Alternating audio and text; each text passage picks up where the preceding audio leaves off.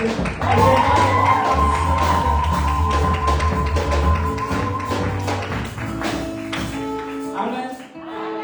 Amen. Amen.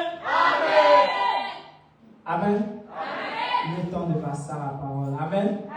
Je voudrais que nous acclamons ce matin l'orateur du jour, le révérend apôtre qui va nous apporter l'acclamation ce matin.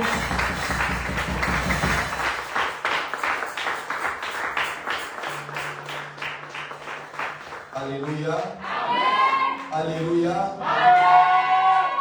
Des acclamations me dérangent.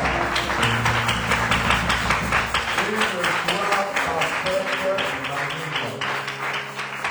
Une joie parfaite m'anime. Alléluia. Ta façon de dire Amen là me dérange. Ton Amen là vraiment, je ne sais pas ce qui se passe. Mais moi j'ai une bonne raison. Une bonne raison de célébrer Dieu. Pourquoi? Parce que je suis en vie. C'est pas tant que Dieu nous a donné un sésame, mais je suis en joie parce que Dieu m'a donné la vie. Au-delà du sésame, au-delà du travail, au-delà de la femme, au-delà du mari, au-delà des finances, Dieu m'a donné la vie. Alors j'ai raison de l'acclamer. J'ai raison de l'acclamer. Ah, dans la même grâce, c'est très bien.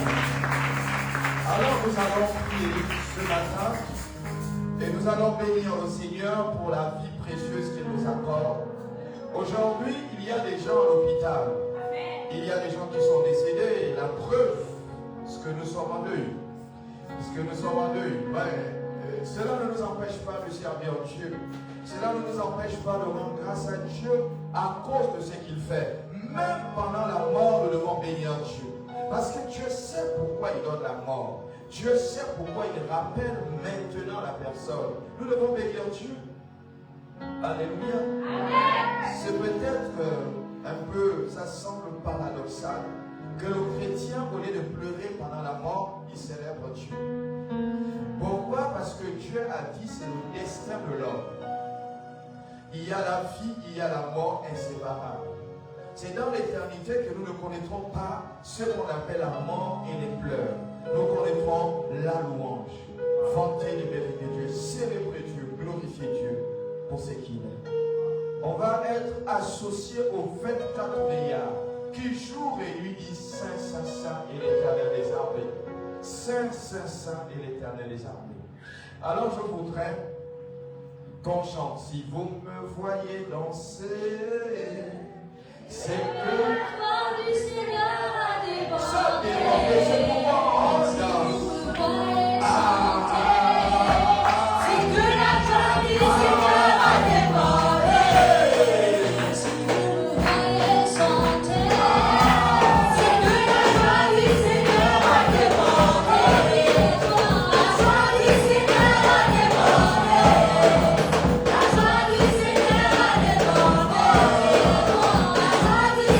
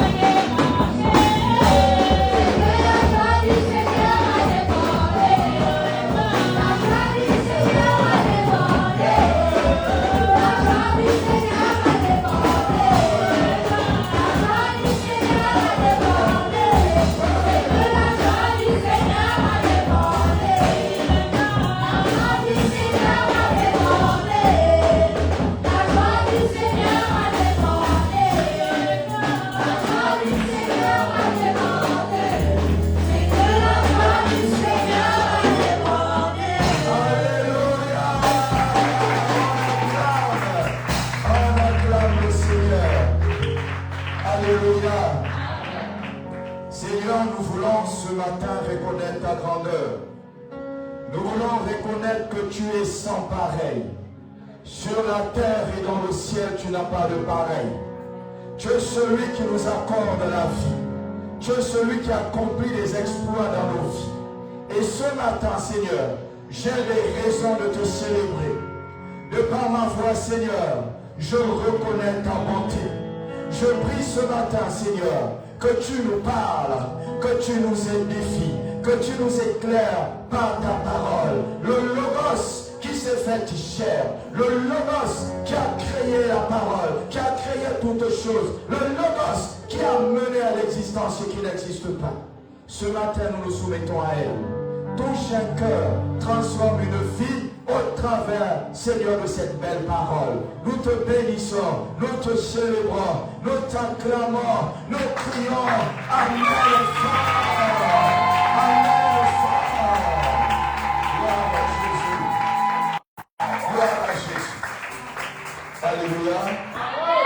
Merci pour ce merveilleux Amen. Assieds-toi. Alors je suis heureux de me lever ce soir, ce matin, et de bénir Dieu pour la vie qu'il m'accorde. Et je voudrais rendre grâce au Seigneur pour 2 moments extraordinaires. Et je voudrais qu'on acclame ces moments, ce sont des moments formidables. Alors je voudrais que maman Viviane s'élève, la diaconesse Viviane, et je souhaiterais qu'on acclame pour elle, pour dire au Seigneur merci pour ce cadeau qui t'a donné au Seigneur, ce cadeau de fidélité, ce cadeau de bonté, ce cadeau agréable. On acclame fort. Ah, ta façon d'acclamer là, détermine la joie qui est en ton cœur. Ne sois pas forcé, ne sois pas contre, parce qu'on est la seule. Alléluia. Alors je voudrais, on va rester debout, on reste debout, acclamer pour une autre maman. Alors c'est maman Véronique. Si elle peut s'élever, maman Véronique, on donne des acclamations pour elle. Elle en est digne pour son âge. Elle en est digne. Alléluia. Alléluia.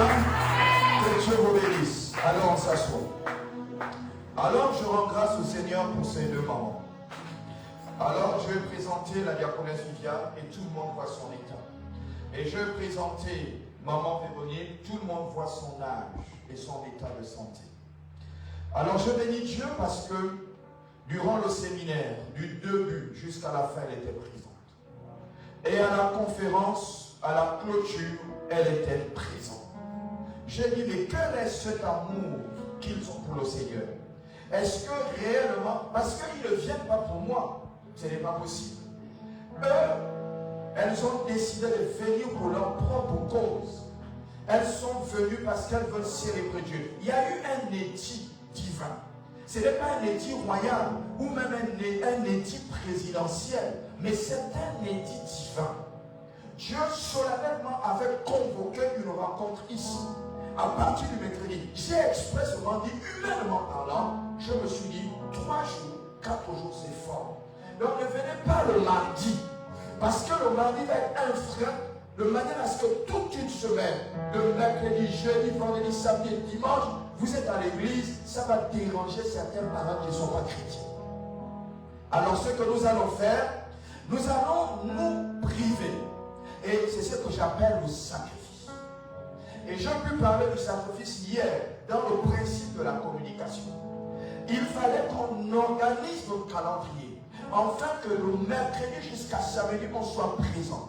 Et que l'on puisse écouter et entendre peut-être des choses qu'on n'avait jamais entendues. Qui devait certainement édifier et faire plaisir, non seulement à notre corps, mais à notre QE, notre quotient émotionnel. Donc quand j'ai vu ces mamans, de mercredi jusqu'à samedi, j'ai dit c'est extraordinaire. Mais je demande au Seigneur, quel est le cadeau que je peux faire à ces femmes? Parce que les présents humains là, on ne peut plus quantifier ça. Qu'est-ce qu'il faut faire? Dieu a simplement dit, il faut prier pour elle. Il faut déclarer des bonnes paroles, parce que c'est ce que nous avons dit pendant la conférence. Nous avons dit que c'est la bénédiction, c'est-à-dire ce sont des paroles assaisonnées. Bérénice. Bérénice, ce sont des paroles assaisonnées. Bonnes paroles relâchées, qui ont en elles la capacité d'amener à l'existence ce qu'elles contiennent. Et c'est pourquoi ce matin, je me fais un privilège de prier pour ces mamans. Parce que Dieu me l'a dit. On en a parlé ce matin, je n'ai pas parlé de ça, mais je voudrais qu'elles se lèvent. Je vais prier pour ces mamans. Au-delà de leur état de santé, leur état physique, nous voyons, elles ont du mal à marcher, de faire certains travaux, mais elles sont là. En dépit de tout, la diaconesse vient que tout le monde voit physiquement, elle est là pour le nettoyage. C'est extraordinaire. On peut aimer le Seigneur comme ça. On peut aimer le Seigneur comme ça. Et on est là, on regarde. Est-ce qu'on le fait pour moi parce que je suis le Père entre griffes, ou on le fait pour Dieu parce qu'il est Abba Père. Il est le Père des Pères. Est-ce qu'on peut faire ça? Alors je voudrais demander à maman Véronique et à maman Viviane de se lever. Je vais prier et le peuple s'accorde avec moi. Éternel des armées, toi qui es Elohim et qui as créé toutes choses par ta parole, ce matin par le canal de ta parole, je déclare et je décrète sur la vie de maman Véronique, sur la vie de maman Viviane, je déclare la restauration tout azimut. Je déclare bénédiction sur bénédiction. Je déclare la protection divine au nom suprême de Jésus. Je prie, Éternel des armées, quel que soit le problème de maladie qui veut entrer leur vie, leur famille, leur descendance, ce matin, par l'autorité qui m'a été conférée par le ciel, je brise et j'anéantis au nom de Jésus. J'appelle sur eux la restauration spirituelle, la restauration physique, la restauration morale, la restauration émotionnelle au nom puissant de Jésus. Amen. Que tu les protèges des endémies, des épidémies, des maladies qui frappent les nations, Seigneur Jésus, parce que tu es le protecteur par excellence. Protège ces moments. Que la paix demeure dans leur vie. Que la joie soit rattachée à leur vie. Que le succès et la prospérité les accompagnent tous les jours de leur vie. Je le déclare et je le décrète au nom suprême de Jésus. Nous avons prié, nous disons Amen. Merci. Très chère maman, que Dieu vous bénisse. Alors je voudrais rendre grâce à Dieu pour toutes les personnes qui ont pris part à ce séminaire. Que ce soit le premier jour, le deuxième jour, le troisième jour, et également à la conférence. Je bénis le Seigneur pour les enfants qui sont arrivés. Les gens ont pensé que le principe de la communication n'incombait pas les enfants. Même si on a réduit ça sur le couple, mais les enfants aussi veulent entendre le principe de la communication.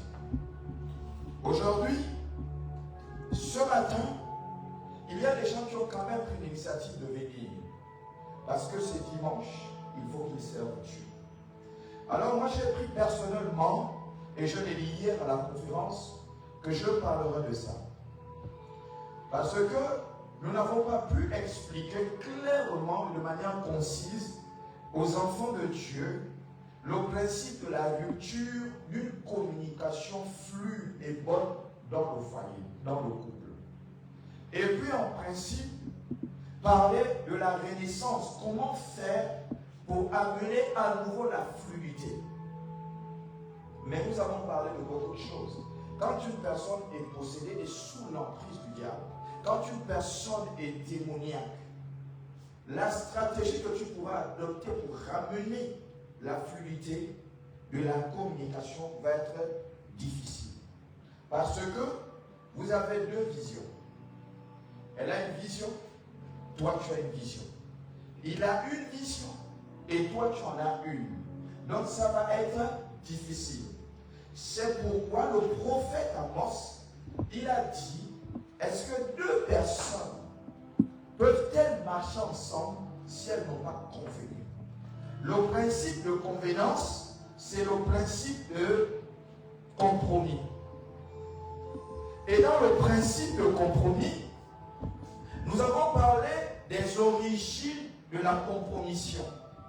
Donc, le premier mariage qui a été tissé sur la terre des vivants, c'est celui d'Adam et celui de Dieu. C'est le premier mariage.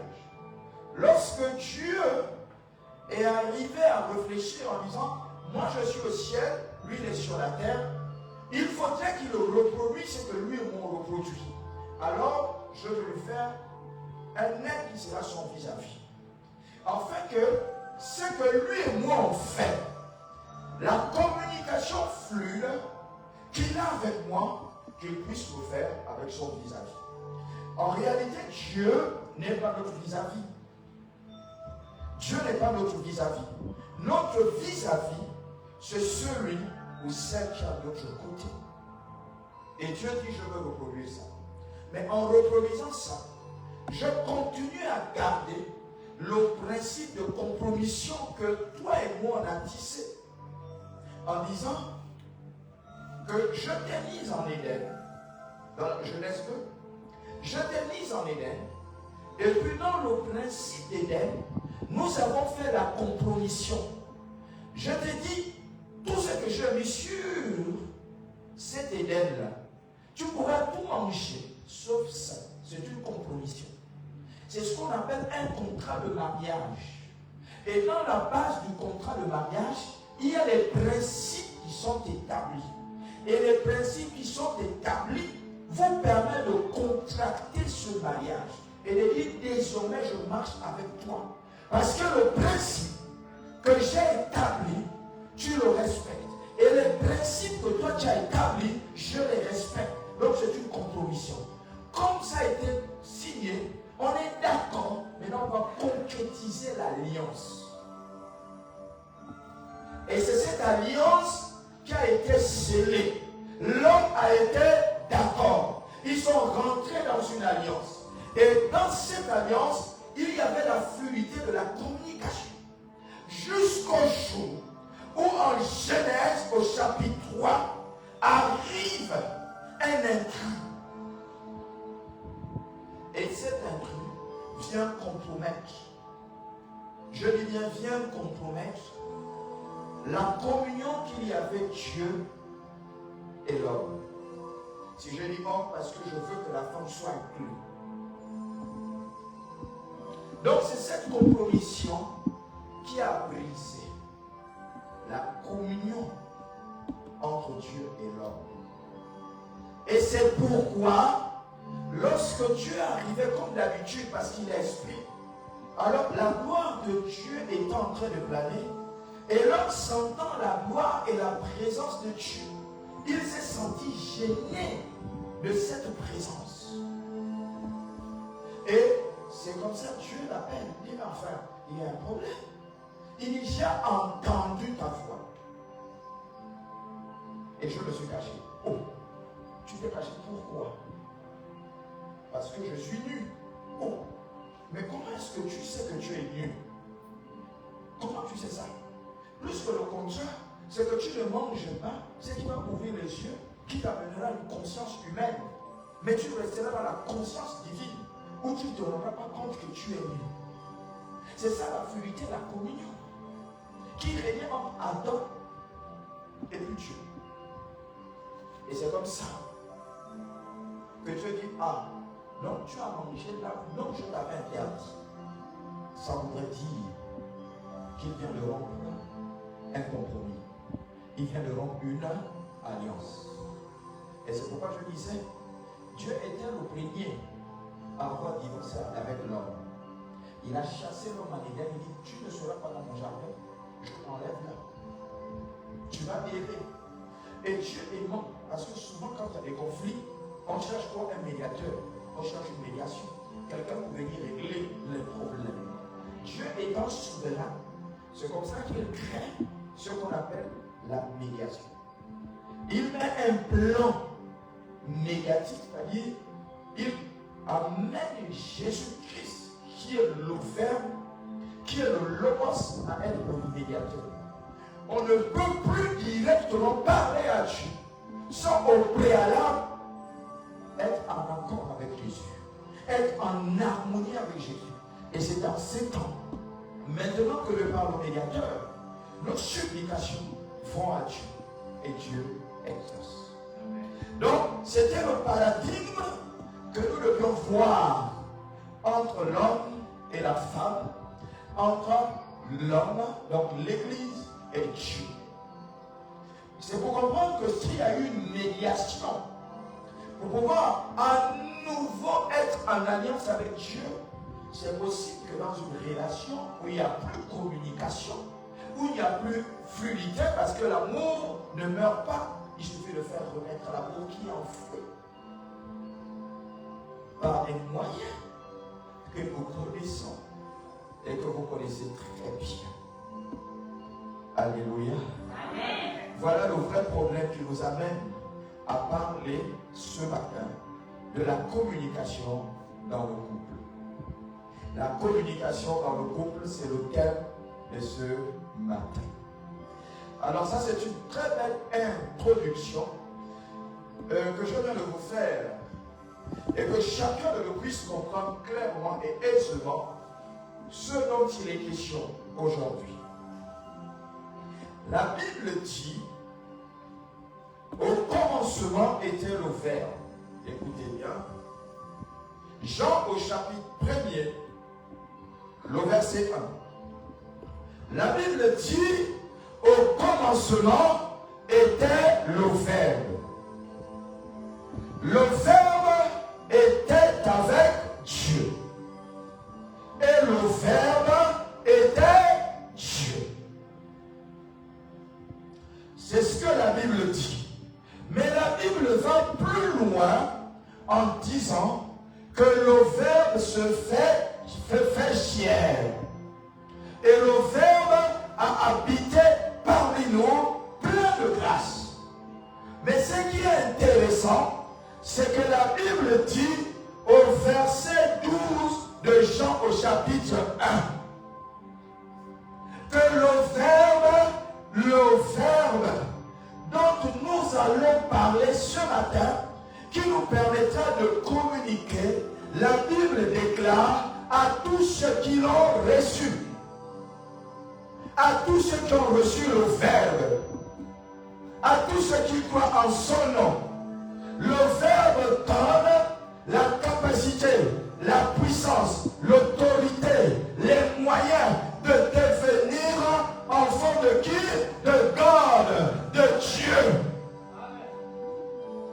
Tu ne dis pas Amen. Vous voyez que toutes les personnes qui disent et qui négligent le Verbe, c'est qu'ils ne sont rien du tout. Parce qu'il est venu à l'existence, c'est par le canal du Verbe. Aujourd'hui, dans le monde et dans notre nation, on nous parle de la communication en disant que c'est le quatrième pouvoir.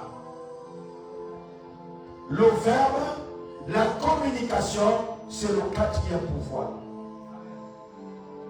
Donc si nous ne comprenons pas le principe de la communication dans un couple, dans une relation, dans une communauté, dans une nation, alors nous ne comprenons rien du tout.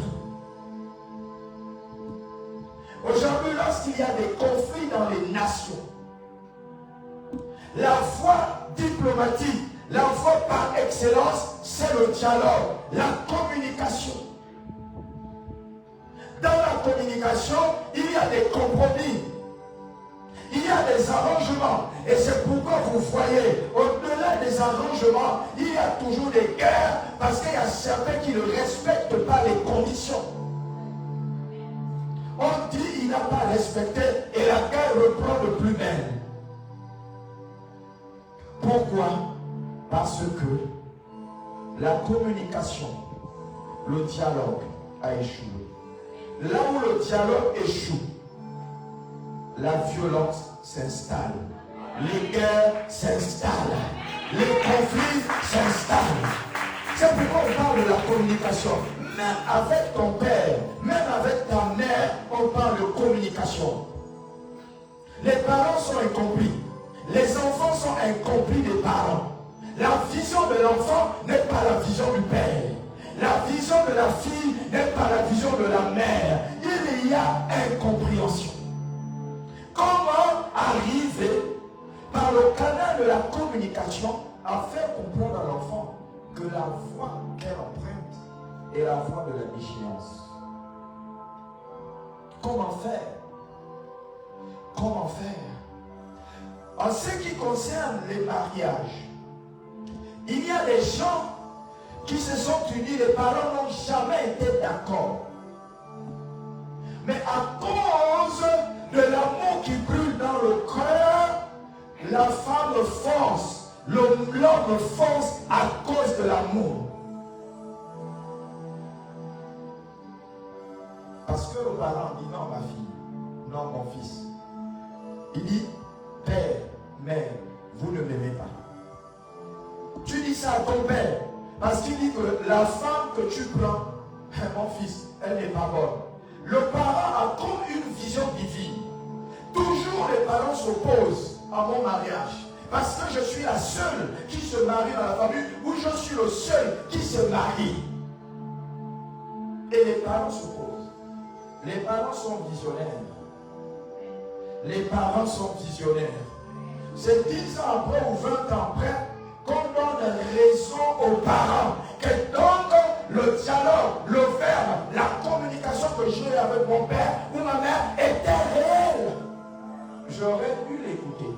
Mais elle s'est servie de quoi? Du dialogue, de la communication. Mais nous, pendant ce séminaire et cette conférence, nous avons revu la communication dans le couple. Pourquoi? Parce que dans les couples chrétiens, ça chauffe. On a amené, on a stigmatisé les enfants de Dieu au sujet du mariage. On a dépeint la valeur du mariage dans le christianisme. Je pèse mes mots. Je pèse mes mots. Ce n'est pas mauvais de se marier à 20 ans. Il y a ceux qui sont passés qui ont fait le témoignage que je me suis marié quand j'avais 20 ans. C'est une bonne chose. Et puis jusqu'aujourd'hui nous tenons. C'est une bonne chose. Mais ce que je suis en train de vous dire, c'est qu'à l'heure ou à l'ère du numérique, les choses vont avec la vitesse grand V. Grand V. Grand V. Donc l'enfant à 16 ans, elle anticipe déjà sur le principe marital, ne sachant pas les dangers et le poids du mariage. Et le principe de la communication est banni, est mis de côté. Alors ce que nous regardons le plus, c'est le plaisir. En fait, le plaisir aussi amène à la dérive. Et même le plaisir, tu vas voir, parce que toutes les personnes qui se droguent, c'est le plaisir, c'est le délire, ils aiment ça. Mais cependant, ils sont en train de se détruire à petit feu. Ils se détruisent. C'est plus tard, quand ils se retrouvent avec la cirrhose de foie, c'est plus tard, quand ils se retrouvent avec un cancer de la gorge, c'est plus tard, quand ils se retrouvent avec les poumons détruits, qu'ils regrettent l'acte qu'il a posé depuis plusieurs années. Mais cependant, il y avait un outil qu'il interdisait, la communication. La communication. Au vrai, c'est que la plupart de nos enfants qui aspirent au mariage, normalement aspirent au plaisir. Et le masqué ne quantifie pas le pouvoir du mariage, la force du mariage et le poids du mariage. Mais ils aspirent au plaisir. C'est pourquoi vous voyez la plupart s'enjaillent. Parce qu'ils se disent que relation maritale n'est liée que par le plaisir et par les loisirs. Dès que tu as l'opportunité de voir quelqu'un qui a la capacité de te faire voyager, de te faire découvrir certaines choses à l'intérieur du pays, d'acheter les grands téléphones que vous-même vous connaissez, moi je ne connais pas les noms, tu t'agrippes simplement. Tu vois quelqu'un qui a peut-être le succès, il est peut-être sportif, il est peut-être un athlète de renom, et tu te greffes peut-être un grand centre, tu te greffes simplement lui, ne connaissant pas les dangers qui en courent. Tu as vu quoi? L'aspect extérieur. Mais le principe de la communication amène à découvrir la personne. Et même là, la personne ne se laisse pas ouvrir totalement. C'est quand la personne est dans la maison que la vérité est en train de faire surface. La vérité est en train de faire surface. Il y a des gens qui se sont retrouvés, je parle, c'est vrai que je n'ai pas encore lu un texte biblique. Il est vrai qu'aujourd'hui, il y a des personnes qui ont ce qu'on appelle des maladies opportunistes. Des maladies psychosomatiques parce qu'ils sont rentrés dans une relation toxique. Parce qu'ils n'ont pas écouté ce que les parents ont dit. Le message que les parents transmettaient. Les conseils que les parents transmettaient, ils n'ont pas écouté. Aujourd'hui, beaucoup ont la tension. Beaucoup souffrent d'estomac. Beaucoup ont des céphalées, des migraines. Tous les jours, ils prennent des médicaments parce que c'est fort. C'est toxique. On nous a appris que tu ne peux plus faire volte-face. Tu es condamné à être condamné. Alléluia. Donc, bien aimé, lorsqu'on aborde ce type de séminaire, il est important que vous veniez. Même si on ne révèle pas les mystères pendant ces 3 jours, mais les quelques mystères qui vous seront révélés vont certainement vous aider. Alléluia. Amen. Ça va vous aider. Quel est l'homme dont on ne peut pas faire changer la vie? Même Dieu, notre Père, Moïse avait été capable de lui faire changer la vie. Quel est l'homme? Maintenant, le moyen de la communication. Les 3 types de communication dont je veux faire montre vont vous démontrer que même l'homme le plus rigide, la femme la plus rigide a la capacité d'être transformée. Par 3 moyens de communication. Le premier moyen de communication, ça va être le langage audible. Le deuxième moyen de communication, ça va être les signes, les gestuels. Et sur ça, vous allez être capable de transformer le cœur de Pierre en cœur sensible. Et le troisième moyen, ce sont les actes. Ce sont les actes. J'en ai parlé hier. Ce sont les actes. Ces 3 moyens-là, ce sont des moyens que moi j'appelle des moyens de séduction. Des moyens qui arrivent à changer l'être. Parce que quand vous amenez les présents, c'est physique. C'est un moyen de communication. C'est pour exprimer ton intérieur qu'il ne voit pas. Même si certaines personnes, aujourd'hui, se servent de ça pour séduire les cœurs. Mais il faut comprendre que le cadeau change l'attitude du cœur. Le cadeau amène le cœur à être adouci. Faites les présents à une femme ou à un homme, il va vous célébrer. Elle va vous louer. Parce que vous faites les présents. Tu ne meurs pas de faim, ça arrive régulièrement. Une femme qui meurt de faim avec son mari va mépriser son mari, va mépriser l'homme avec qui elle vit. Que tu es rigolo, je meurs de faim, tu n'es pas capable. Le langage change, la communication change, elle est plus fluide. Voilà une communication qui a été interrompue. Parce qu'il y a quelque chose qui manque. Quelque chose qui existait au départ et puis qui n'existe plus. Certaines femmes vont manifester la patience. Parce que je sais une chose. Que la femme, selon les études que j'ai faites en anthropologie, on dit que la femme à l'onction du faux. Le faux et l'animal, c'est traduit dans le livre d'Apocalypse. Je vais vous enseigner sur ça, sur les 4 visages de l'homme. L'homme a un visage physique, il a un visage imaginaire, il a un visage spirituel. Et il a un autre visage circonstanciel. À chaque circonstance, vous voyez une attitude d'une femme. À chaque circonstance, vous voyez un nouveau visage. Elle change.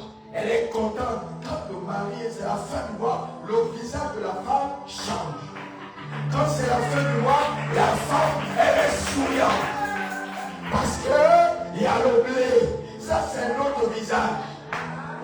Quand il n'y a plus rien dans le poche, il y a une autre manière de se comporter maintenant avec l'homme. Oh, laisse-moi.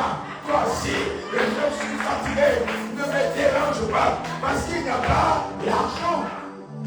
Ce sont des moyens de communication et des attitudes que les gens peuvent afficher. Ça, c'est important. Ça, c'est important. C'est très important. C'est très important. Alors, j'ai trop parlé. On va ouvrir nos Bibles. Bon, le but, en fait, rechercher sur ce séminaire, comme je disais aux enfants de Dieu, qu'il y a un but précis, parce que quand Dieu met ça dans mon esprit, dans mon cœur, Dieu me donne le thème. Dieu me dit, il faudrait que des milliers de foyers chrétiens, je ne parle pas des foyers païens, parce qu'il y a des foyers païens qui sont exemplaires par rapport aux foyers chrétiens, qui sont à la limite même des modèles. Et à la limite, les femmes sont un frein pour l'épanouissement même du ministère. Les gens ne veulent pas venir à cause de la femme. Les gens ne veulent pas venir à cause de l'homme. Il est le pasteur, mais son attitude là nous édite dans le quartier. Ce gars-là, il est trop mauvais. Va là où il travaille. Pire si tu travailles. Qu'il est trop mauvais. Non, on peut aller dans son église. Il est trop mauvais. Donc, vous voyez qu'il n'y a pas que la femme qui peut être un obstacle. Même l'homme peut être un obstacle. Je connais quelqu'un, il insulte les membres publiquement. Mon frère, c'est ce que tu sors. Tu dis ça publiquement, donc tu transmets là, et puis tu es obligé de dire, je pars, je ne reviens plus. Mais quand tu dis, tu quittes l'église, tu vas ailleurs, tu trouves même pire, tu dis, oh, finalement, je vais aller où l'autre pour faire rester à la maison. Mais le fait de rester à la maison appelle à l'existence de la mort. Je ne parle pas de la mort physique, mais je parle de la mort spirituelle. Quand tu es avec les frères t'encouragent, les frères te boostent, les frères t'exhortent. Que le problème que tu passes est une épreuve. Là où tu es, c'est une épreuve. Dieu veut t'éprouver. Dieu veut voir jusqu'où tes limites s'arrêtent. Et là où tu t'arrêtes, commence la main de Dieu. Mais si tu te décourages, alors Dieu dit, il n'y a pas d'espérance dans la vie de mon fils. Il veut la facilité. Dieu ne nous accorde pas une vie facile, mais Dieu nous accorde une vie possible. C'est possible de relever ton foyer. C'est possible d'amener ton foyer à l'épanouissement.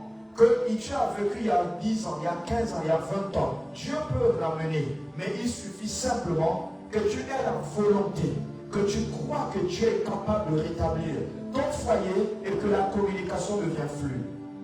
Vous pouvez être à deux dans le même véhicule, dormir sur le même lit, mais il n'y a plus de communion. Vous allez communiquer, mais il n'y a plus de fluidité. Parce que la communion n'existe plus. Ce qui crée la fluidité d'une bonne communication, c'est la communion. Parce que imagine que tu vis avec un homme, puisque vous êtes mariés, vous ne pouvez plus vous séparer. Tu es condamné à rester avec la personne. Mais cependant, la communication n'est plus fluide. Tu parles, c'est tu es obligé de parler. Or, l'obligation de parler est différente de parler avec plaisir, avec harmonie. Parce qu'il y a le problème, tu as le goût de parler, parce qu'il y a l'harmonie. Or, le goût n'y est plus. Cette envie n'existe plus. Mais tu es obligé de le faire parce que tu es condamné à être à ta personne. Mais beaucoup de gens vivent ça. Il faudrait qu'on vienne donner les choses pour l'agrémenter, pour rendre la chose belle et que les gens repartent aux fondamentaux. Donc à l'alliance. Il faudrait qu'on reparte et qu'on réexamine et qu'on améliore l'alliance qui a été tissée au départ, que l'un ou l'autre a brisé. Alléluia. Donc ça c'est important. Le temps là va vite, il est 11h. Ok. Accordez-moi 5 minutes. Accordez-moi encore 5 minutes. Alors je ne viendrai plus sur la définition, sur le brisement de la communication, mais je vais parler de pourquoi la communication est-elle importante pour Dieu. Pourquoi la communication est-elle importante pour Dieu? Vous savez, on peut se poser la question, pourquoi est-ce que c'est important? Pourquoi Dieu veut communiquer? Or, nous qui sommes sur la terre, Dieu qui est au ciel, le moyen que nous avons pour discuter avec Dieu, c'est le logos. Donc le verbe. Et ce verbe que nous utilisons est traduit par la prière. Donc à chaque fois, il n'y a pas quelqu'un qui veut parler à Dieu et qui dit à Dieu, Dieu, moi je veux que tu changes ma vie. Il marche comme ça, il dit, je veux que tu changes ma vie. Non. Il y a un moyen, un canevas que Dieu a mis en place pour lui parler. Il a pris Jésus et il a mis Jésus comme étant le médiateur. Donc tu te sers de la prière qui est le moyen sûr de parler à Dieu, mais en passant par Jésus-Christ. C'est pourquoi lorsque nous prions au nom de Jésus-Christ, parce qu'il a été mandaté par Dieu comme étant le médiateur absolu. Il est la parole. Et c'est lui qui a amené toutes choses à l'existence. C'est pourquoi, lorsque nous terminons de prier, nous fermons avec le nom de Jésus. Le nom de Jésus vient boucler la prière. Une prière sans Jésus est une prière sans effet. Donc c'est le moyen que nous utilisons pour communiquer avec Dieu. Alléluia. Donc c'est important. Pourquoi la communication est-elle nécessaire? La communication est intimement liée à la foi. Il faudrait que les gens comprennent que la communication est liée à la foi. Or, la foi, dont nous connaissons la définition, est une ferme assurance. Et c'est pourquoi je disais aux enfants de Dieu que lorsqu'un sage parle, avant de parler, il a écouté ce que tu as dit et il réfléchit à ce que tu dois te donner comme élément de réponse. Il ne réagit pas instinctement. Il attend et dans son esprit, les paroles que tu lui as dites lui permettent de réfléchir et de manifester la foi et de croire que les paroles qui sortiront de sa bouche, qui est le verbe et qui a la capacité de venir à l'existence, puissent partir. C'est pourquoi, écoutez-moi bien, quand on parle que la communication est intimement liée à la foi, c'est que les paroles qui sortent de ta bouche, tu y crois fermement. Or, sachant que la foi amène à l'existence ce qui n'existe pas, la foi se compare comme le Créateur. C'est ce que la foi nous enseigne. Qu'elle amène à l'existence ce qui n'existe pas. Pourquoi alors croire qu'en marchant, Dieu va opérer un miracle? Vous savez, vendredi, j'étais en communication avec l'étranger. Je communiquais avec un pasteur et quand je suis rentré, je monte les marches, je vois 5 000. 5 000. Je donnais l'argent à l'église. Je n'ai même pas dit j'enlève la dîme pour le Seigneur. J'ai mis dans la corbeille. J'ai dit ça ne m'appartient pas. Ça ne m'a. Mais je devais demander à qui appartient l'argent. À qui? Lui il est en train de pleurer. Lui il pleure. Moi je bénis Dieu. Donc, dans tous les cas, lui il est en malheur. Moi je suis heureux d'avoir trouvé 5 000. Mais lui il pleure d'avoir perdu 5 000. Mais c'est un paradoxe. Vous savez, dans la vie, il y a une maxime dont un sage a dit que le bonheur ne s'affole pas dans les autres. Donc, dans toute évidence, si tu gagnes ton baccalauréat, toi tu seras heureux, les membres de ta famille, le voisin sera mécontent. Pourquoi lui? Pourquoi est-ce que c'est moi cette maison? Ça voudrait dire que le fait d'avoir eu la victoire sur le baccalauréat, il y a des gens qui sont malheureux, mécontents, qui attendaient la défaite pour qu'eux soient en joie. Donc vous voyez que même le malheur d'un frère, le bonheur de quelqu'un quelque part. Enfin il est mort. Ce gars-là nous a trop dérangé. Ce sorcier-là, ce sorcier, comment on appelle le sorcier en ta langue?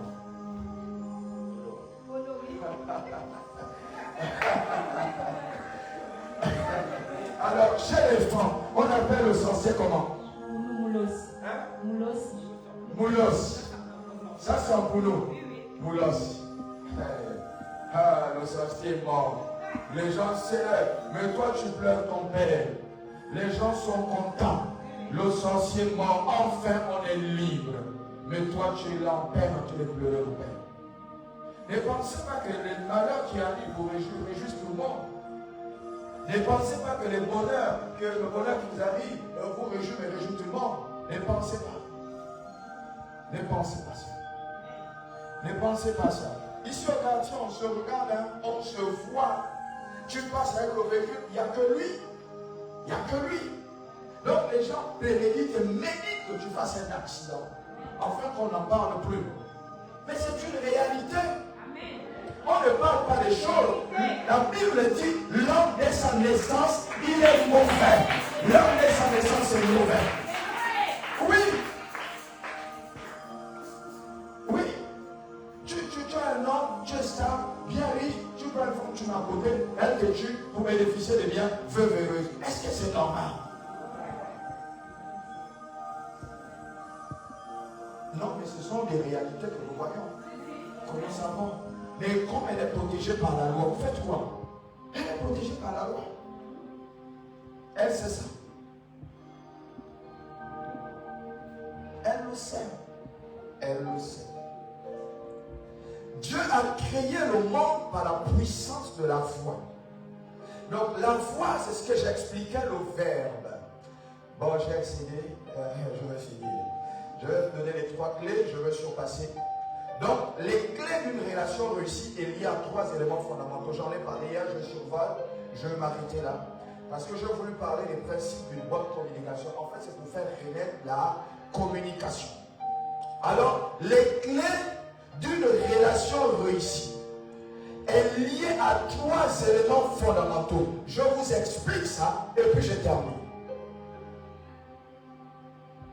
Les clés d'une relation réussie est liée à 3 éléments fondamentaux. Premièrement, la communication. La communication. Pourquoi la communication? Parce que la communication est un outil qui permet à ce que ton interlocuteur puisse percevoir ta pensée. C'est un moyen. Vous savez, quand vous insultez quelqu'un avec vos paroles, automatiquement tu exprimes ta pensée et ton sentiment. Donc les paroles, c'est pourquoi les femmes,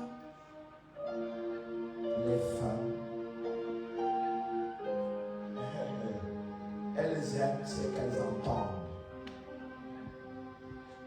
Les bonnes paroles aux femmes, elle est contente, elle danse. Donc c'est le premier moyen, la communication. Le premier moyen. Même les jeunes là, dès qu'on dit tu es belle, hein, tu es bien tressée. Ah là maintenant les fesses bougent. Elle montre que non. Ah oui, je suis jolie. Elle parle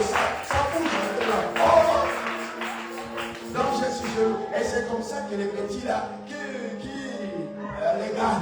Ah non, et je suis trop belle. Il me dit que je suis belle, je suis élégant. Mais tu es séduit par les belles paroles. Lui, il a une intention derrière.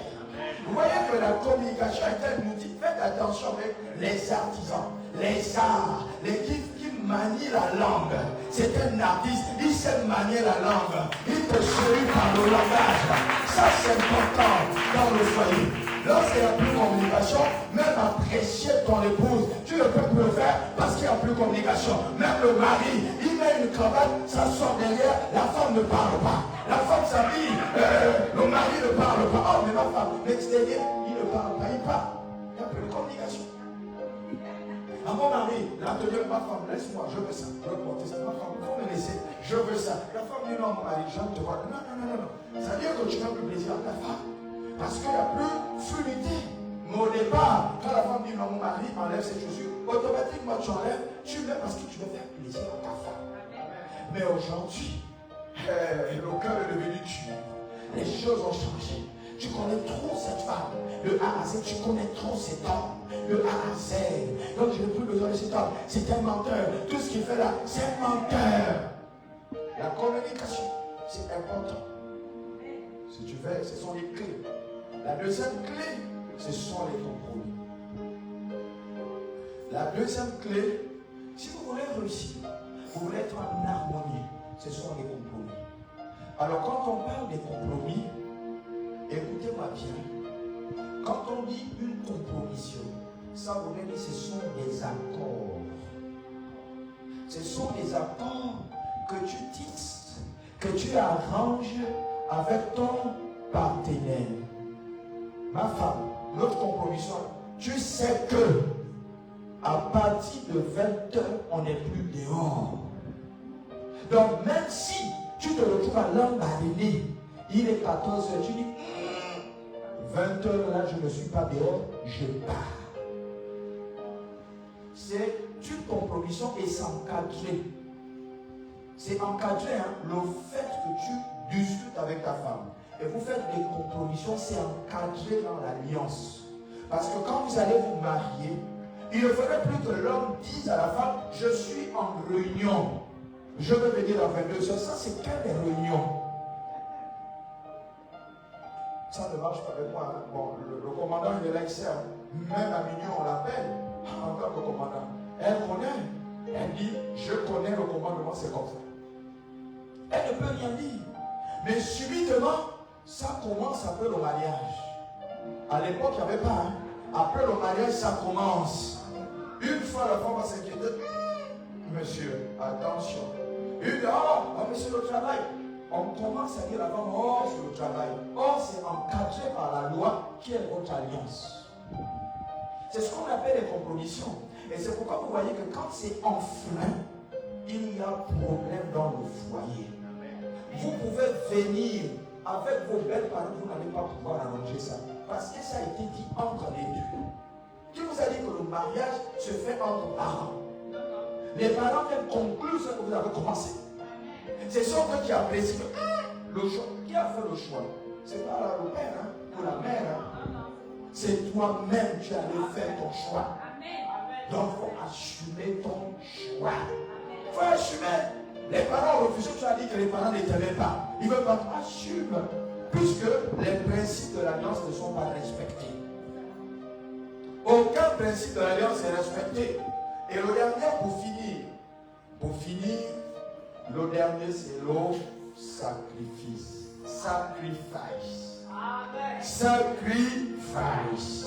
C'est le sacrifice. Waouh. J'ai envie de poser la question à quelqu'un, c'est quoi le sacrifice?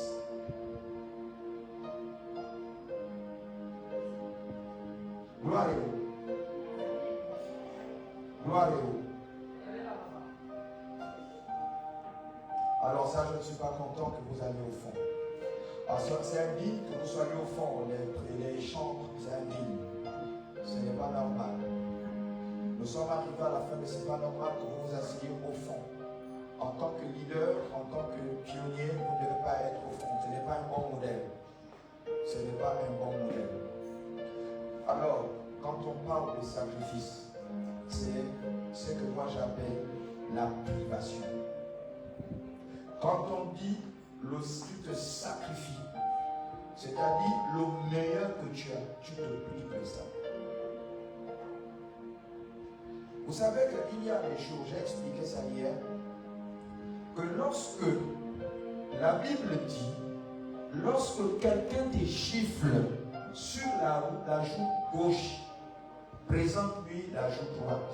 C'est une métaphore. En fait, c'est pour te dire, laisse tomber, continue d'avancer. C'est un sacrifice que tu fais. Ce n'est pas que le bon peur là, c'est pas ce que j'aimerais dire. Je ne réalise pas que tu as peur. Non. Non. C'est-à-dire que dans la vie, il faut apprendre à faire des sacrifices pour ton conjoint. Il faut apprendre à te priver pour ton conjoint. Il faut apprendre à te priver. Et le fait de te priver, moi j'ai vu des femmes étant sur le banc de l'école, dire alors, j'arrête mes études, je veux faire un commerce pour te soutenir. D'autres relations ont tenu, d'autres n'ont pas tenu. D'autres ont tenu, d'autres n'ont pas tenu. D'autres ont tenu, d'autres n'ont pas tenu. Parce qu'après, le sacrifice que l'autre a opéré, toi tu arrives à avoir du succès. Tu dis à l'autre, elle est villageoise. Que non, ça c'est une villageoise. Parce que mon rang ne mérite pas une femme comme ça.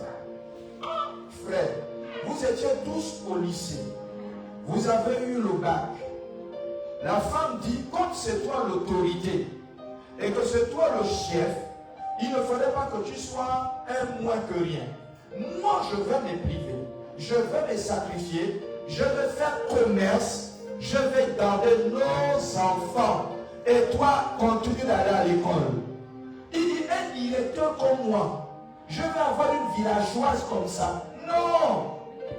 Mais il dit, mais moi je me suis occupé de toi. J'ai sacrifié ma vie. J'ai tout fait pour que tu réussisses. Aujourd'hui, je deviens villageoise. Mon frère, c'est quelle ingratitude! C'est quelle ingratitude! Il y a des hommes qui se sont sacrifiés pour les femmes. Sacrifiés pour la femme. La femme atteint un niveau élevé. Elle dit, ce n'est plus mon genre d'homme. Parce qu'il n'a pas ce que je veux. Il n'est pas répondant. Mais c'est quoi ça? Le prix du sacrifice. Les personnes reconnaissantes ne vous lâcheront jamais.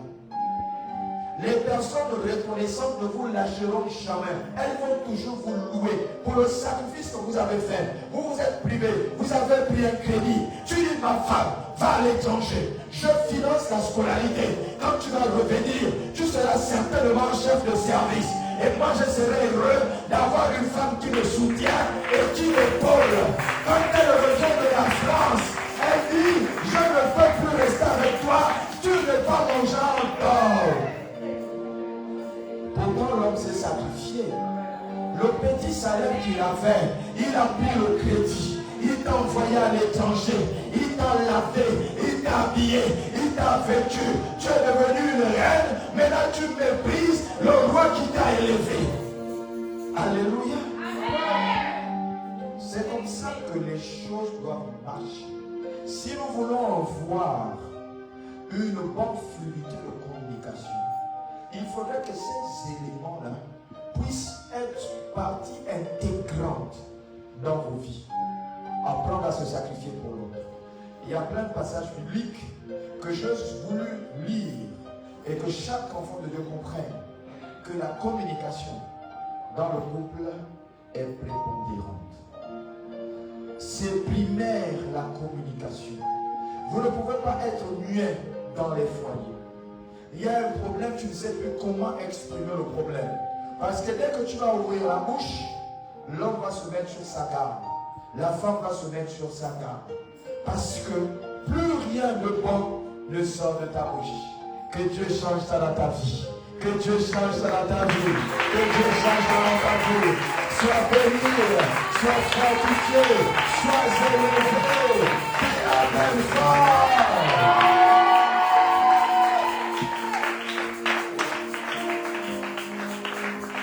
Amen.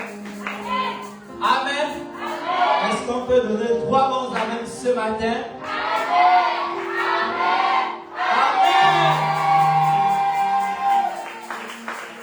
Amen.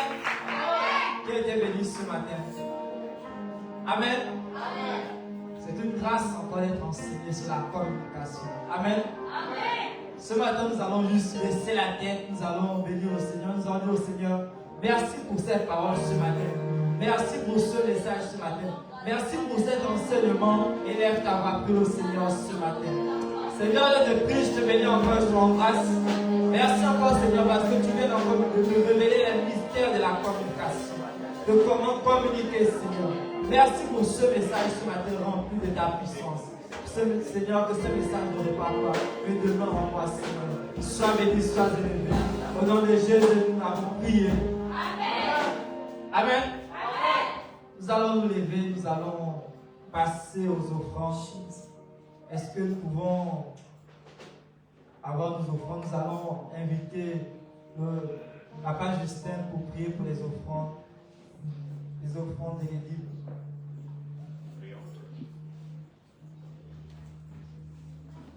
Seigneur, nous voulons te bénir, nous voulons te rendre grâce pour les offrandes que nous avons, Seigneur, te présenter. Nous savons que nous ne pouvons rien faire sans toi. Cette offrande vient de toi, nous faisons que, Seigneur, te retourner ce que toi, tu nous donnes. Seigneur, nous prions que, Seigneur, pour l'avancement de ton œuvre, que ces offrandes, Seigneur, soient multipliées, Seigneur, par ta puissance. Nous te bénissons, nous te rendons grâce, Seigneur. Bénis les mains qui ont, Seigneur, versé. Bénis également les mains qui n'ont pas versé, parce que tu nous fais acceptation de personnes, Seigneur. Parce que nous venons, Seigneur, tous devant toi, comme nous sommes, avec nos moyens, avec des possibilités, sachant très bien qu'il n'y a rien, Seigneur, à nous, comme nous venons de nous-mêmes. Merci, Seigneur, pour ces offrandes. Bénis-les au nom de Jésus. Amen. Amen. Sous la conduite des chants, nous venons donner avec joie dans le Seigneur. Ton grand amour s'est manifesté quand j'ai crié à toi. Ton grand amour s'est manifesté quand j'ai crié à toi. Oh, reconnaissant pour tous tes bienfaits, me voici Seigneur, pour te consacrer ma vie. Et ce qui est oh, reconnaissant pour tous tes bienfaits, me voici Seigneur, pour te consacrer ma vie entière.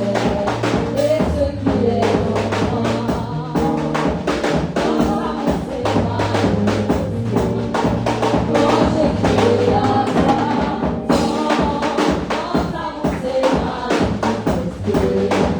quand j'ai crié à toi, oh, reconnaissant pour tous tes bienfaits, me voici Seigneur, pour te consacrer ma vie entière. Et ce qui est en moi, oh, reconnaissant pour tous tes bienfaits, me voici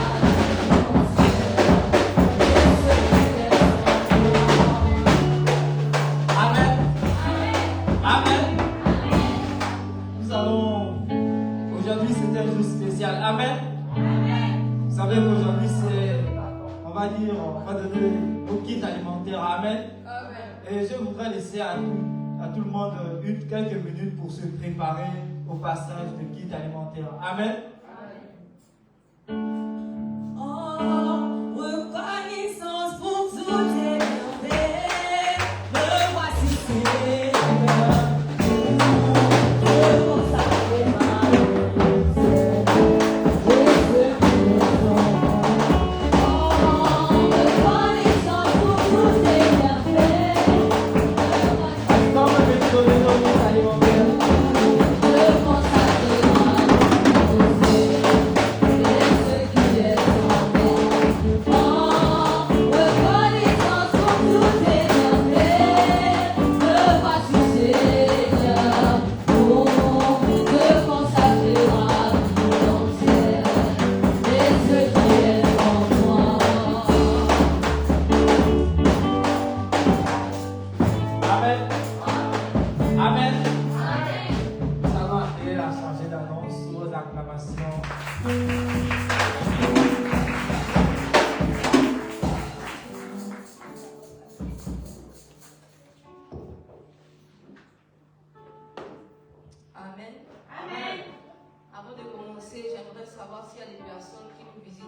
première fois. La personne. Nous sommes tous en famille. Amen. Amen. Nous rappelons les piliers du CP. Amen. Nous aimerions savoir la personne qui t'a invité, ton nom, ton prénom et si tu as une église de Providence. Bonjour peuple de Dieu. Je m'appelle Fanny Sonomba Wesley Lévy et j'ai été invité par mon frère ici présent, mon petit frère ici présent et mon frère Ephraïm. Amen. Amen. Nous rappelons les piliers du CEMI. Le premier pilier dans le cadre de l'évangélisation et la mission, Matthieu 28, versets 18 à 20. Le deuxième pilier dans le cadre de la prière et l'intercession, Matthieu 26, verset 41. Le troisième pilier dans le cadre de l'amour, 1 Corinthiens 13, lire tout le chapitre. Amen. Le CEMI est une église qui transforme des gens ordinaires en des gens extraordinaires. Amen. Amen. Nous rappelons les activités en semaine. Mardi, temps de prière et de combat spirituel de 17h à 18h30. Le jeudi, temps d'enseignement de la parole de Dieu de 17h à 18h30. Vendredi, intercession de 17h à 18h30. Aussi pour toutes les personnes qui désirent rencontrer l'homme de Dieu. Amen. Amen. Le samedi, les femmes ont leur réunion à partir de 6h30 à 8h. Le samedi, les jeunes ont leur réunion pain de vie de 14h à 15h. Le samedi, les chants en répétition de 15h à 17h. Le samedi, nous avons préparation de culte de 17h à 18h. Les annonces du jour. Dimanche 20 juin, nous rappelons l'offrande sur l'honneur. Amen. Camp de la jeunesse du 23 au 26 juin, qui a pour thème demeure et reste dans la présence de Dieu. Les jeunes ont réunion après le culte et les responsables aussi. Les statistiques du jour, hommes 6, femmes 11, jeunes filles 10, jeunes garçons 5, enfants filles 22, enfants garçons 11, bébé 1, pour un total de 66 âmes. Amen. Pour enrichir les annonces, nous allons appeler notre père, le révérend apôtre Ivan Makanga Makoso.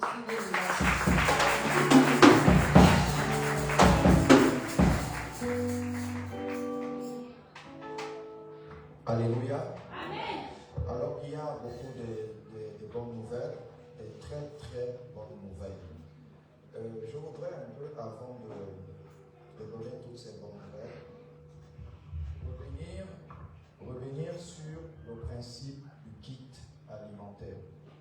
Alors, je parle du kit alimentaire, ça voudrait dire pas le fonds alimentaire, mais le kit alimentaire. Il faudrait que vous compreniez mieux. Ce que nous avons fait, c'est le fonds alimentaire. Et cette fonds alimentaire est annoncée. Donc, chaque mois, il y a l'action de grâce. Vous-même, les membres du conseil, avez pris cette initiative de pouvoir faire tous les mois une action et tous les 2 mois une autre action. Donc c'est une responsabilité que vous avez prise devant Dieu et également devant les hommes. Donc quand on dit offrande alimentaire, bagarrez-vous pour avoir votre offrande. Depuis qu'on annonce, bagarrez-vous. Moi, ça ne me compte pas. Quelqu'un qui n'a pas trouvé, ça ne me regarde pas. Mais l'engagement qu'il a pris avec Dieu, qu'il n'honore pas, c'est les points qui sont retranchés. Donc moi, à mon niveau, je me bats. À mon niveau, je me bats. Que personne ne dise qu'il a les moyens. Non. Quand c'est ça, je me sacrifie. Rassurez-vous, j'ai autant de problèmes que vous, et peut-être plus que vous. Il n'y a pas que les gens au Gabon qui me sollicitent, mais il y a également l'étranger. Donc ce n'est pas facile d'avoir une grande famille et de pouvoir venir en aide à tout le monde. Ce n'est pas facile. Donc ce sont des engagements que vous prenez avec Dieu. Alors cette année, nous avons notre kit scolaire. Et je me suis rendu compte qu'il manque beaucoup de discipline au CEMI. Nous avons dit, on va élargir, on va modifier la formule du kit scolaire. Mais dès qu'on dit ça entre membres du conseil, on fait venir tout le monde. Et jusqu'à aujourd'hui, je vous parle, je n'ai pas de statistiques. Lorsque Dieu révèle à la diaconèse qu'il faut amener les bulletins, il y a certains enfants qui ont décidé de ne même pas amener les bulletins. Moi, j'ai recensé tous ceux qui ont amené les bulletins. Et j'avais donné le nombre ici. Mais la plupart ne prient même plus ici. Et aujourd'hui, j'ai demandé, parce que nous tirons à la fin, j'ai demandé les statistiques de nos vrais enfants. Jusqu'aujourd'hui, je n'en ai pas. Et pour le kit alimentaire, on dit, selon la vision que Dieu nous a donnée, on devrait donner à tout le monde. Mais il y a des conditions pour que tu bénéficies des kits alimentaires. Et on a lu ces conditions. Il faut être à part entière membre du CMI. Ce n'est pas parce que tu viens le dimanche qu'on dira qu'on va te donner. On veut quelqu'un qui est membre à part entière du CMI. Et il y a 2 jours, Dieu m'a dit qu'il faut sélectionner 10 personnes en dehors du CMI. J'ai dit comment ça? J'ai dit, mais en ce qui me concerne, j'ai la liste des personnes qui ont déjà reçu depuis les 3 dernières années. Mais comment est-ce possible que ça n'atteint pas l'effectif que nous avons et que je dois aller dehors? La réponse que Dieu m'a donnée m'a déchiré le cœur. Je ne vous la donnerai pas. Et j'ai dit, Seigneur, je vais exécuter. Les membres de l'Église, pendant que je serai absent, vont aller en évangélisation. Tel que Dieu m'a orienté, je vais vous orienter tel que Dieu m'a orienté. Une maison où vous irez et que la personne est indigente où vous trouvez des gravataires, c'est cela que vous enregistrez. Indigent ou gravataire. Vous allez voir que le but, c'est 10 personnes. Dès que vous avez trouvé 10 foyers, ce sont les indications du Seigneur. On le fera cette année en décembre. Il faudrait qu'une famille extérieure de l'Église puisse en bénéficier. Le but de ça, c'est l'évangélisation, mais pas qu'il vienne prier au CMI. Celui qui veut venir prier au CMI, tant mieux. Mais le but, ce n'est pas qu'il vienne prier au CMI. Le but, c'est l'évangélisation, qu'ils connaissent Dieu au travers de cet acte prophétique. Quelqu'un a dit que le Seigneur a nourri 5000 personnes. C'est ce que quelqu'un tente de me dire. Mais c'est 12 qui sont restés. Les 5000 parmi eux, ils disaient, il faut crucifier ce gars-là. On a bien mangé sa nourriture. On a bien mangé, mais il faut tuer. Et il est en train de me dire, apôtre, il m'indexait. Jésus a dit, mais attention, ce sont eux-là qui ont tué Jésus. Il n'en est resté que 12 personnes fidèles. Donc il m'a dit, un leader et quelqu'un qu'on suit. Les 12 apôtres ont suivi Jésus. Les autres ont dû crucifier. Donc c'est ce qui va se passer pour le kit alimentaire 10 personnes, 10 familles. Je crois qu'on aura au moins 500 000 de dépenses, en moyenne 500 000, et nous allons arriver. Nous allons faire un très bon kit alimentaire, très bon, comme on a l'habitude de faire ici, très bon. Vous connaissez la formule. C'est 50 kilos, 25 kilos, le sac, c'est combien de kilos? C'est ce qu'on a l'habitude de prendre, c'est 25 LBS. La moitié de 50 kilos, c'est 25, non? On va prendre ça. Mais on va améliorer cette version. Un bon kit, Dieu va donner les moyens. On va améliorer ça. Quand on va donner, ils vont voir l'amour que l'Église a pour nous. Pas l'Église Dieu. Parce que nous, on n'a pas les moyens. Donc ce sera vraiment bon. Alors, nous avons le 20 juillet de ce mois, dans 2 semaines, ce sera la dernière offrande que nous allons faire en présence. Sur l'offrande sur l'honneur, c'est le 20. Certains qui ont eu, ont dit, nous là, on ne veut pas avoir des problèmes. Ils m'ont donné cela. On viendra mettre un acte prophétique qui va se faire ce jour. On aurait l'onction, on aurait la grâce de son père, de son leader, c'est bon. On n'ait pas des arrière-pensées. L'argent qu'on met dans l'enveloppe, ce n'est pas pour montrer qu'on en a trop. Non. C'est l'amour que tu as pour ton père, pour ton leader. grâce qui est sur lui, que tu veux honorer. Ce n'est pas tant lui donner de l'argent. Sinon, tu peux venir, tu lui dis voilà 30 000. Comme certains viennent au bureau, ils me disent voilà 50 000, voilà 30 000, voilà au carburant. Ils viennent me trouver au bureau, ils font ça. Et puis je dis ok, puisque c'est pour mon carburant, j'enlève la part du Seigneur parce que tout vient de Dieu. J'enlève la part du Seigneur. Quand quelqu'un sème dans ma vie, j'ai un fils, une fille, un enfant, une mère qui sème dans ma vie, j'enlève d'abord la part du Seigneur. Et c'est avec ce même argent que j'ai résolu les problèmes de d'autres personnes. Donc c'est important, il faudrait que nous puissions le faire. Nous avons aussi une autre nouvelle, une très bonne nouvelle. L'opération Enfant de Noël est de retour. On peut acclamer le Seigneur.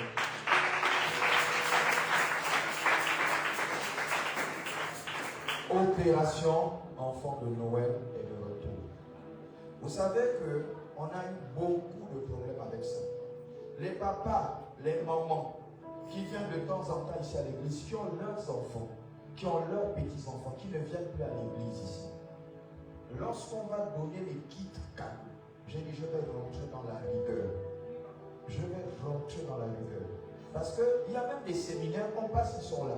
Ils nous regardent. Tu es dans le quartier, tu es dans les environs, tu nous regardes. Quand tu fais partie d'une association, quand tu as un problème, l'association est là. Mais comment veux-tu qu'on t'aide? C'est même peut-être tes enfants, tes petits-enfants, ou ta femme qui va te dire, ou le mari, que votre église là, vous n'aidez pas les gens. Or, toi-même, tu ne fais pas partie des effectifs de l'église. Tu ne viens que le dimanche. Ou bien quand il y a un événement. On veut des gens, des personnes régulières, qui viennent aux enseignements. On sait que lui, il est membre à part entière. On peut programmer une visite. On te visite. Toi-même, tu ne donnes pas l'envie à tes enfants, à ton époux, à ton épouse, de venir à l'église. Mais quel est l'appétit que tu donneras aux enfants de venir à l'église? Tu ne viens que le dimanche quand tu veux.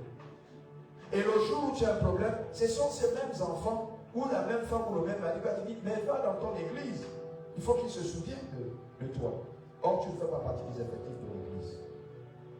Donc, à ce niveau, je vais être très rigoureux. À ce niveau, je vais être intransigeant. Même si c'est 200 boîtes qu'on donne, je préfère que ça reste. Et je donnerai à ceux qui sont présents et fidèles.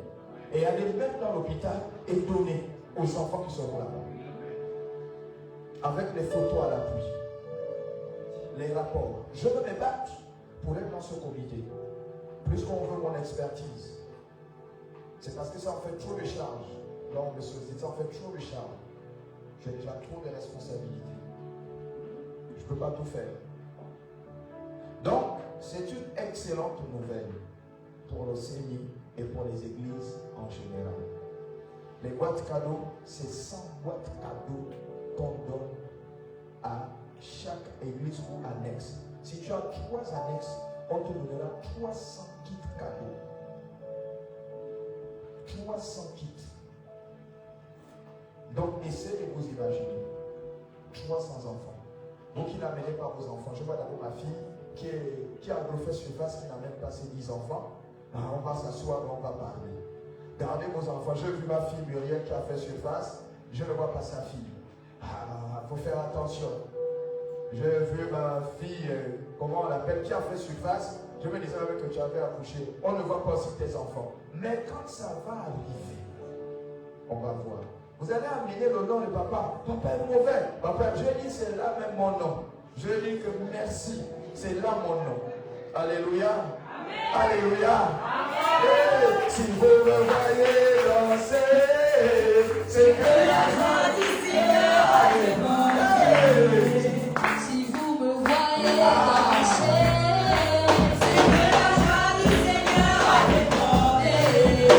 Si vous me voyez danser, c'est que la joie du Seigneur a débordé. La joie du Seigneur a débordé. La joie du Seigneur a débordé. La joie du Seigneur a débordé.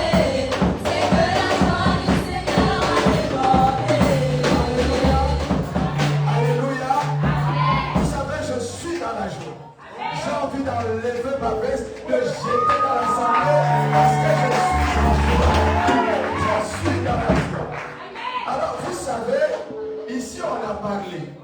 On a beaucoup parlé.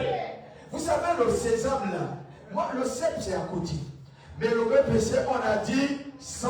On a dit 100%. Ah, on a dit 100%. On a dit 100%. Ah. Et Ça c'est vrai.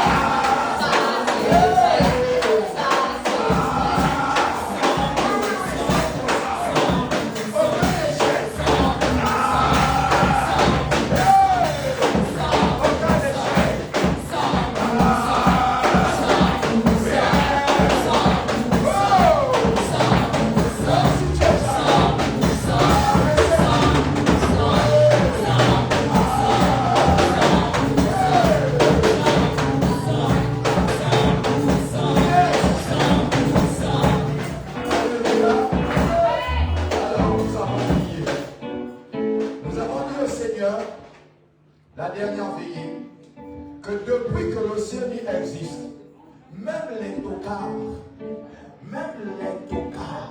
on dit Seigneur, nous refusons quoi? Nous on veut 100%.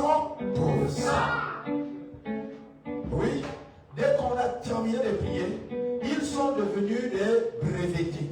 Ceux qui passent le bac sont devenus automatiquement des bacheliers.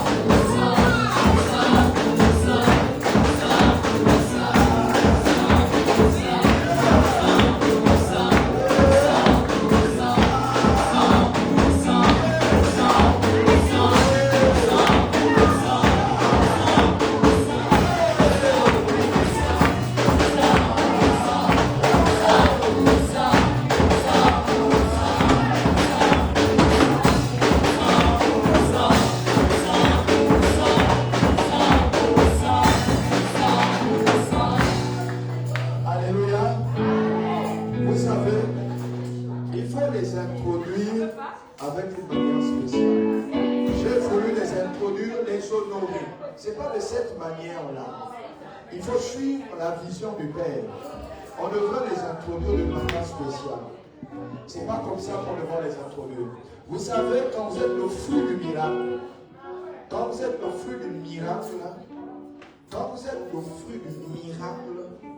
ça surprend et c'est étonnant. C'est pourquoi on n'introduit pas des miraculeux n'importe comment. On ne les introduit pas n'importe comment. Comme sur le fruit du miracle, quelqu'un est dans le coma, tout le monde meurt. Il est le seul. Il fait 6 mois dans le coma. Les parents n'espéraient plus. Il revient à la vie. C'est miraculeux. Donc on ne les introduit pas n'importe comment. Nous avons prié, lui il revient du Wellington. Oui. Lui il revient du Wellington d'Oyen. Il a eu son bac.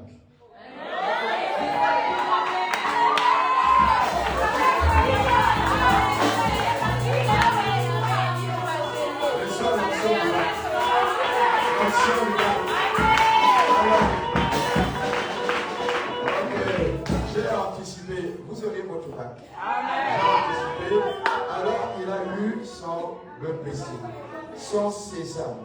C'était tant recherché. Avec ça, il peut même déjà faire la demande d'intégration à la fonction publique avec le BPC. Alléluia. Et lui également, Il est venu ici, je ne sais pas s'il avait assisté à la veillée, il est venu ici un matin et puis il s'est agenouillé, il a dit au Seigneur, donne-moi l'onction de la réussite du CENI. Aujourd'hui, il a le BPC. Que Dieu te bénisse. Et lui, vous connaissez. Il a passé toute la nuit. Le lendemain, il allait à l'école. On a dit, tu vas assister jusqu'à la fin. Au moment où nous allons prier pour les examens, tu vas être là. On a prié et hier c'était le prodige, il a paru. Et dans leur établissement, nous avons eu 3 échoués sur les 178 candidats. On les acclame.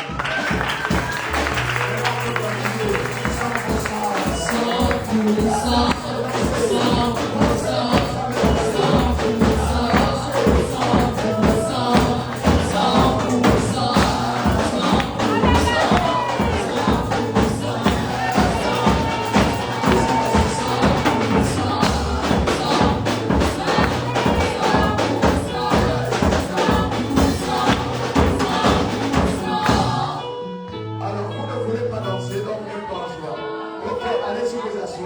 Que Dieu vous bénisse sur les acclamations.